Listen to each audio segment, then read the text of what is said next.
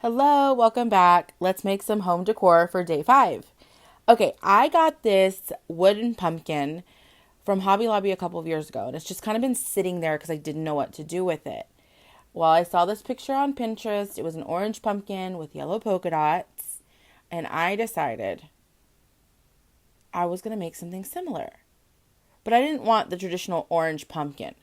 So I'm going to go in with some black acrylic paint that I just picked up from Hobby Lobby. I'm going to swirl it on there because why not? And then I'm just going to paint the entire thing. Just evenly coat it. And I'm doing a thin coat because I don't want to wait for it to dry forever. And this acrylic paint, it really covered this entire pumpkin really well. That pumpkin didn't really soak in any of the paint or anything like that, so I was happy with that. Nothing's worse than having to put multiple coats on something, right? So I went ahead and just took my time, made sure that all my edges were covered, that I didn't have any bare, that I didn't have any bare spots. And you know what? Before I started, I should have filled in that little hole where the hanger was that I cut out, but I didn't. So next time I will. I'll get some of that putty stuff from the dollar store and I will fill it in. So we have a nice even coverage here. I'm just kind of smoothing it out, making sure I don't have a bunch of lines or anything like that. Here's the thing. When you have a lot of lines in your paint, you're going to be able to see them in the finished product. So I just take a little bit of time and make sure that I get all of those lines out. Now, once this dried, I went in with some Waverly White chalk paint, and I just, with a dry brush, okay, a dry brush is key. I wanted more of a distressed look, so I really just like dabbed it in the paint and then dabbed that off so that I didn't have like a ton. So I just kind of went in, I wanted more of a distressed look to just kind of put my polka dots wherever I felt like I wanted to. And that's the hard thing too, is like I have a really hard time with making things uneven. I want them to be even, like I want things in rows or I want them staggered evenly. And so this really kind of messed with my mild OCD.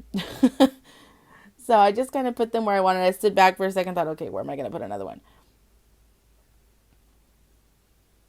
And some of the polka dots are, a little bit darker or brighter or less distressed, whatever you want to say. I mean, whatever. But this is what I came up with here. So then I thought to myself, let me add another color. So I went in with some green and I mixed it in with that white Waverly chalk paint because I don't have a lime green. I have like an olive green, but I didn't want olive green. I wanted something a little bit brighter to go up against that black. And I just put in some distressed lines, which you'll see here in just a second. I'll go in with those.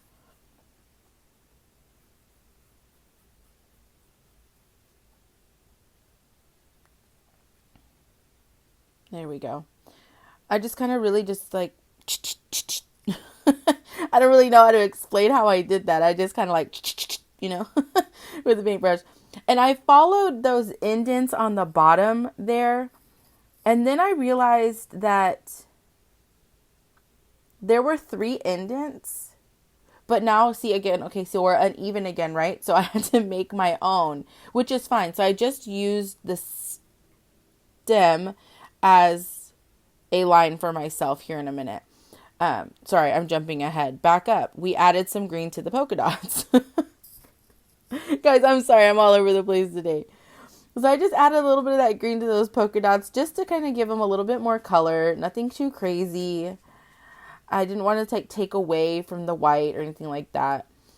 And so here's where I noticed that I only had 3 lines and it was really messing with me. So I used the stem to create another line.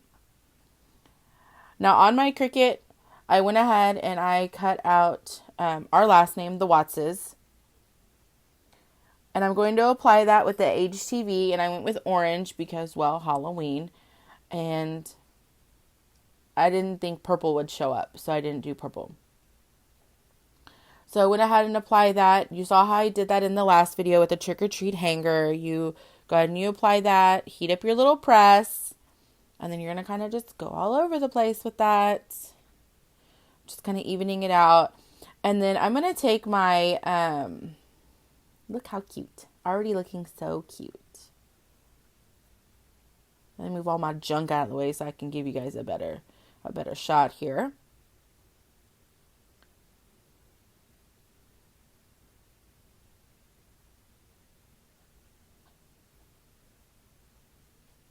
Smooth it all out. Make sure there's nothing underneath there that would prevent it from sticking down.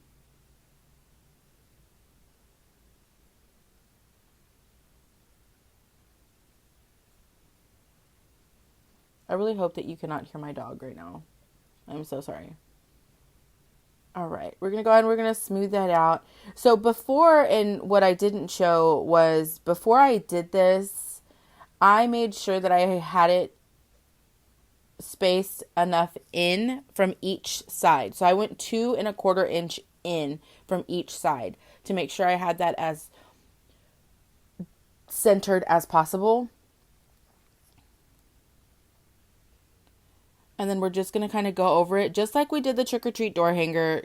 The same thing. Really go over it. Pay close attention. This is going to be a bigger pool. It was 11.5 inches. I'm sorry, 11.65 inches by 8.5 inches tall. So again, just making sure, running that heat, pulling slowly, making sure everything is stuck down. That E was giving me some trouble right there. Everything is all stuck down, and then we're going to go ahead and pull that off. And just like the other video, we're going to go back in and we are just going to lightly tap. You do not want to run your mini press across bare HTV. Like I said in the other video, you will melt it. And then you'll have a giant mess because some of it will pull up and some of it won't. And then you'll be frustrated and say ugly words. Or throw it out the window. All right, here's my sad attempt at trying to make a burlap bow. I cannot make a bow to save my life, you guys. Now, my mom, on the other hand, is a whiz with bows. And she was not available last night when I was making this. And so I just had to do what I could do and give it my best shot. So, obviously, if I was going to make this and sell it, I would have a prettier bow. But this is for the Wattses, which is me and my husband. And so I thought, you know what? It's kind of like an ugly pumpkin. Like, I love ugly pumpkins. So it's kind of like the ugly pumpkin. We got a cute pumpkin with an ugly bow. It's going to be totally fine. Don't even worry about it. So I'm going to go ahead. I'm going to attach that with the staple gun. Just to make sure that it is secure on there. And here I am still fidgeting with this damn thing. Go ahead and secure that in there. Now checking the back to see if it pushed through. Now, this was a little too thin for these staples that I have in this staple gun. And it did go through just a little bit. So I need to get some shorter staples so that it doesn't do that again. Should I do another project like this, for sure. Okay, just checking that backside again. It did go through just a little bit. Me fidgeting with this damn bow for the millionth time. And there you go. With my cute little sign. And I just put this right by the TV. We have like a little TV stand thing. That's where I put that. So, again with this bow. Why am I messing with this bow so much? Oh my gosh, I'm sorry guys. It's my attempt at trying to make it look cute. I don't know. How did I do? Let me know.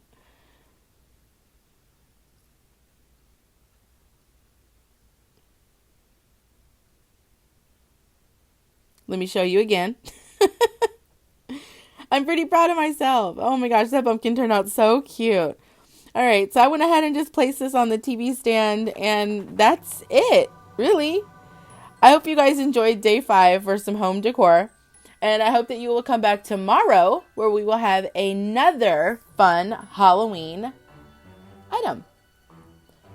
So drop in the comments down below if you guys do this for yourself or if you make one for somebody. Hobby Lobby right now does have all of their their fall decor on sale for at least 40%. So go grab yourself something and get to crafting. Thank you guys for watching. I'll see you guys tomorrow for day 6 of your 10 days of Halloween. Bye. Have a great day.